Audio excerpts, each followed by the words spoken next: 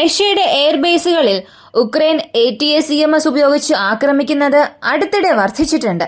അതിനു പുറമെ പെട്ടെന്ന് കേഴ്സ് മേഖലയിലെ റഷ്യൻ വ്യോമതാവളങ്ങളും മറ്റ് ചില റഷ്യൻ വ്യോമതാവളങ്ങളിലും ഉക്രൈൻ ATACMS ഉപയോഗിച്ച് ആക്രമിച്ചു. ഇതിനുശേഷം നവംബർ മാസത്തിൽ മുഴുവൻ ലോകത്തിന്റെ ശ്രദ്ധയും റഷ്യ ഉക്രൈൻ യുദ്ധത്തിലേക്ക് തിരിപ്പിക്കുന്ന രീതിയിൽ ഓർഷനിക് എന്ന മിസൈൽ ഉക്രൈനിലേക്ക് റഷ്യ അയച്ചു. ഇത് ആ സമയം വലിയൊരു ചർച്ചയായി തന്നെ മാറി. പതിയെ ഇതെല്ലാം കുറഞ്ഞു വരുന്ന സമയത്ത് സെലൻസ്കി ഒരു പ്രസ്താവന നടത്തി. ഞങ്ങൾക്ക് ഈ പ്രശ്നമൊന്നും ആവശ്യമില്ല, സമാധാനം കൊണ്ടുവരാൻ എന്തെല്ലാമാണോ ചെയ്യേണ്ടത് അതിനെല്ലാം ഞങ്ങൾ തയ്യാറാണ്.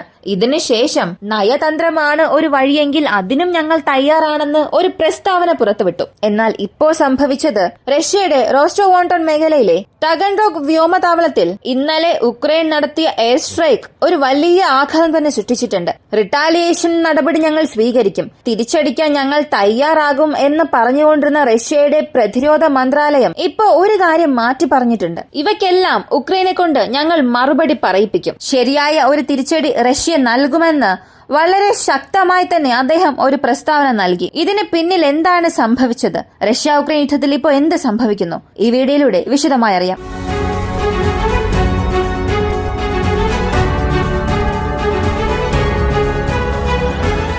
ടഗൻറോഗ് എയർബേസ് റോസ്റ്റോവോണ്ടോൺ മേഖലയിലെ അസോവ കടലിന് സമീപമുള്ള തന്ത്രപരമായ ഒരു വ്യോമതാവളമാണിത്. ഇത് റഷ്യയുടെ 6955 കോട്സ് എയർബേസ് ആണ്.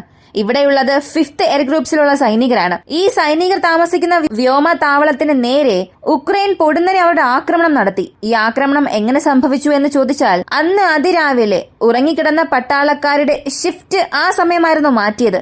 ഷിഫ്റ്റ് കഴിഞ്ഞ് അവർ പോകുന്ന സമയം എവിടെയെല്ലാമാണോ സൈനികർ താമസിച്ചിരുന്നത് ആ പ്രദേശത്ത് 6-ലധികം സ്റ്റോം ഷാഡോ മിസൈൽസ് ഉക്രൈൻ തൊടുത്തുവിട്ടു. ഇത് ആ പ്രദേശത്തെ ലോക്കൽ ഗവർണറും അവിടെയുള്ള മാധ്യമങ്ങളും ഈ വാർത്ത സ്ഥിരീകരിച്ചു. റഷ്യയുടെ പ്രതിരോധ മന്ത്രാലയം വന്ന 6 മിസൈൽസിനെയും ഞങ്ങൾ തടസ്സപ്പെടുത്തി എന്ന് പറഞ്ഞാലും തടസ്സപ്പെട്ടു എന്നതിനപ്പുറം നിരവധി തീപിടുത്തം അവിടെ സംഭവിച്ചിട്ടുണ്ട്. മിസൈലുകളെ വായുവിൽ തടസ്സപ്പെടുമ്പോൾ അതിന്റെ അവശിഷ്ടങ്ങൾ താഴേക്ക് വീഴും. അപ്പോ തീപിടുത്തം ആ ഡബ്രിസ് കാരണവും സംഭവിച്ചേക്കാം. കൂടാതെ നേരിട്ട് മിസൈലിന്റെ ഇമ്പാക്ട് സംഭവിച്ചിട്ടുണ്ട്.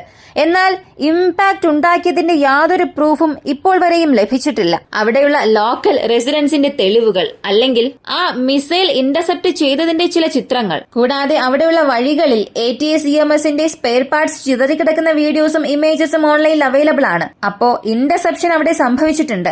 എന്നാൽ 100% മിസൈൽസിനെ തടസ്സപ്പെടുത്താൻ കഴിഞ്ഞോ എന്നുള്ളതാണ് ഒരു ചോദ്യം. ഈ ഒരു ചോദ്യം ചോദിക്കാൻ കാരണം റഷ്യ ഒരിക്കലും അവരുടെ മരണസംഖ്യയെക്കുറിച്ച് പുറത്ത് പറയുന്നില്ല എന്നാണ്. സംഭവം നടന്ന് ഒരു 10-12 മണിക്കൂറുകൾക്ക് ശേഷം ഇങ്ങനൊരു സ്ഫോടനം ഉണ്ടായി എന്നൊക്കെ അവർ പറയും. ഒരു ദിവസം കഴിഞ്ഞ് മാത്രമേ ഒരു പക്ഷെ അവരുടെ മരണനിരക്കും അറിയാൻ സാധിക്കൂ. ഇപ്പോൾ വരെയും റഷ്യ അവർക്ക് സംഭവിച്ച മരണനിരക്കിനെ കുറിച്ച് ഒന്നും പറഞ്ഞിട്ടില്ല. ഗുരുതരമായ പരിക്കേറ്റ 5 സൈനികരെ ഹെൽത്ത് കെയറിലേക്ക് മാറ്റി ഇവരെ തീവ്ര പരിചരണ വിഭാഗത്തിലേക്ക് പ്രവേശിപ്പിച്ചിരിക്കുകയാണ്. അതിനാൽ തീർച്ചയായും റഷ്യയുടെ സൈനികർക്ക് എന്തോ സംഭവിച്ചിട്ടുണ്ട്. എന്നാൽ എന്ത് സംഭവിച്ചു എന്നറിയില്ല. എന്നാൽ റഷ്യയുടെ വ്യോമതാവളത്തിലെ വിമാനങ്ങൾക്ക് നേരെ ഇത്തരം ആക്രമണങ്ങളൊന്നും നടന്നിട്ടില്ല. കാരണം ആക്രമിക്കാൻ അവിടെ യാതൊരു വിമാനങ്ങളും ഇല്ല.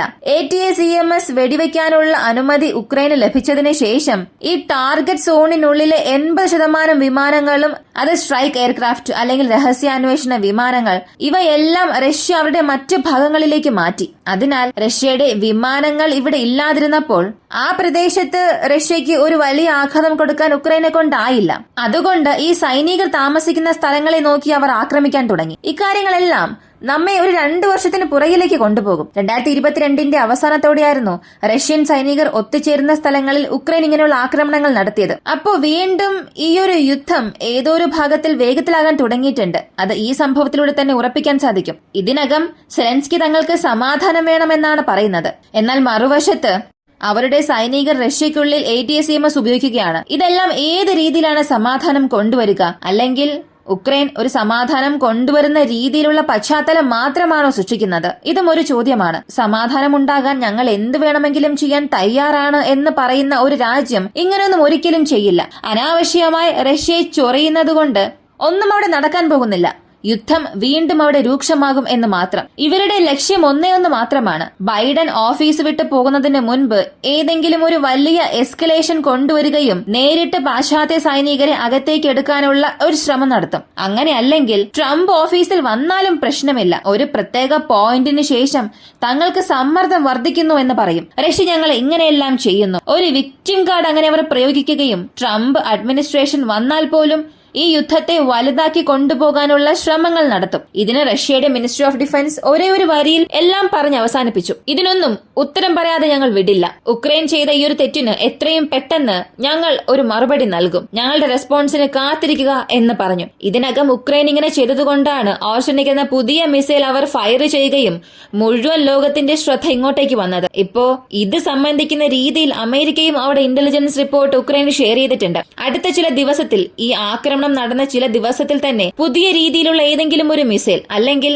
ഇതേ ഓർഷനിക് മിസൈൽ തന്നെ ഉക്രൈനിൽ റഷ്യ ഫയർ ചെയ്യും. ഉക്രൈൻ ഇവയ്ക്കെല്ലാം തയ്യാറായിരിക്കണം. അവരുടെ ഡിഫൻസ് നെറ്റ്വർക്ക്സ് വീണ്ടും സ്ട്രോങ് ആക്കണമെന്ന് പ്രാഥമിക മുന്നറിയിപ്പ് നൽകാൻ തുടങ്ങിയിട്ടുണ്ട്. അമേരിക്കയുടെ രഹസ്യാന്വേഷണ റിപ്പോർട്ട് ഇല്ല എന്നുണ്ടെങ്കിൽ റഷ്യ ഉക്രൈൻ യുദ്ധത്തിൽ ഉക്രൈനെ കൊണ്ട് ഇത്രത്തോളം അവിടെ നിൽക്കാൻ സാധിക്കില്ല.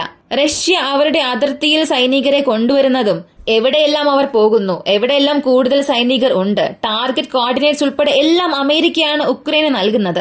അപ്പോ അമേരിക്കയുടെ ഇന്റലിജൻസ് ഇൻപുട്ട് ഇതുവരെയും ഉക്രൈന് അനുകൂലമായി മാത്രമേ അവസാനിച്ചിട്ടുള്ളൂ. വീണ്ടും അവർ തന്നെ ഇങ്ങനെ ഒരു മുന്നറിയിപ്പ് നൽകിയിട്ടുള്ളത് തീർച്ചയായും റഷ്യ റിട്ടാലിയേഷന് ഒരുങ്ങുന്നു എന്നുള്ള ഒരു സൂചന തന്നെയാണ്. അതുമാത്രമല്ല, പോക്രോവേഴ്സ് യുദ്ധം ഇത് കഴിഞ്ഞ 120 ദിവസങ്ങളായി വളരെ മോശമായി പോയിക്കൊണ്ടിരിക്കുകയാണ്. ഓരോ ദിവസവും റഷ്യ ഇഞ്ച് ബൈ ഇഞ്ചായി ഉക്രൈന് സ്വന്തമായ പ്രദേശങ്ങളെ അവരുടെ നിയന്ത്രണത്തിലേക്ക് കൊണ്ടുവരികയാണ്. ഇപ്പോൾ വെറും 3.5 കിലോമീറ്റർ മാത്രം അകലെയാണുള്ളത്. ഈസ്റ്റേൺ ഫ്രണ്ടിൽ നിന്നും 3.5 കിലോമീറ്റർ അകലെ മാത്രമാണ് ആ ടൗൺ ഇപ്പോൾ ഉള്ളത്. ഇതേ രീതിയിൽ റഷ്യൻ സൈന്യം മുന്നേറുകയാണെങ്കിൽ ഒരാഴ്ചയ്ക്കുള്ളിൽ തന്നെ ആ ഒരു പ്രദേശം വീഴ്ത്തപ്പെടുമെന്ന് CNN തന്നെ അവരുടെ ആർട്ടിക്കിൾ പുറത്തുവിട്ടു. 2 മൈൽ ദൂരത്തിൽ മാത്രമാണ് ആ പട്ടണം ഉള്ളത് എന്ന് ആർട്ടിക്കിളിൽ പറയുന്നു. അപ്പോ പോക്രോവേഴ്സ് വീഴുകയാണെങ്കിൽ അത് യുദ്ധത്തിന്റെ മറ്റൊരു വഴിത്തിരിവായിരിക്കും.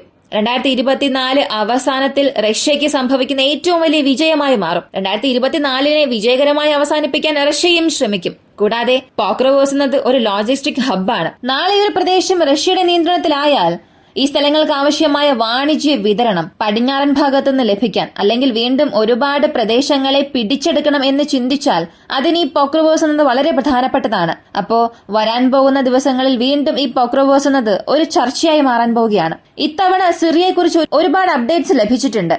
അതിൽ 1-2 മാത്രം പറയാം. സിറിയയ്ക്കുള്ളിൽ ഉക്രൈന്റെ സഹായം അധികം ലഭിക്കുന്നുണ്ട്, അല്ലെങ്കിൽ ഉക്രൈന്റെ ഡ്രോൺ ഓപ്പറേറ്റേഴ്സ് സിറിയയിൽ സഹായിക്കുന്നു എന്ന് പറഞ്ഞപ്പോൾ ഒരുപാട് പേരൊന്നും അത് അംഗീകരിച്ചില്ല. ഉക്രൈനും ഇതിനും യാതൊരു ബന്ധവുമില്ല. ഇൻഡയറക്റ്റായി അവർ സഹായം ചെയ്താലും ഉക്രൈന്റെ ടെക്നോളജി അല്ലെങ്കിൽ ഉക്രൈന്റെ ട്രെയിനിങ് സിറിയയിലേക്ക് പോയിട്ടില്ല എന്ന് പലരും പറഞ്ഞു. വാഷിംഗ്ടൺ പോസ്റ്റിൽ വന്ന ആർട്ടിക്കിളാണിത്. ഇതിന്റെ ലിങ്ക് താഴെ കൊടുക്കുന്നുണ്ട്.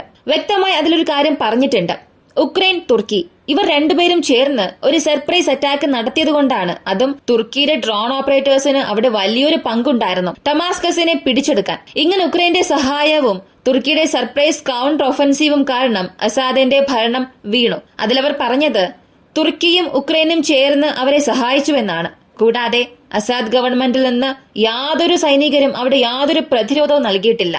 അവർ ഞങ്ങൾക്കും ഇതിന് യാതൊരു ബന്ധവുമില്ല, യുദ്ധം ചെയ്യാൻ താല്പര്യമേ ഇല്ല എന്ന് പറഞ്ഞ് ആയുധം താഴെ വെച്ച് അവിടെ നിന്ന് കീഴടങ്ങാനും അവിടെ നിന്ന് പോകാനും തുടങ്ങി. അപ്പോ ഒരു ഭാഗത്ത് തുർക്കി ഉക്രൈന്റെ അപ്രതീക്ഷിത ആക്രമണം, അതിലും പ്രധാനമായി ചെറുത്തുനിൽപ്പില്ലാത്തപ്പോൾ ആർക്കും എളുപ്പത്തിൽ പ്രവേശിക്കാൻ സാധിക്കും. സിറിയൻ അതിർത്തിയിൽ ഇസ്രായേലും ഇതേ കാര്യം തന്നെയാണ് ചെയ്യുന്നത്.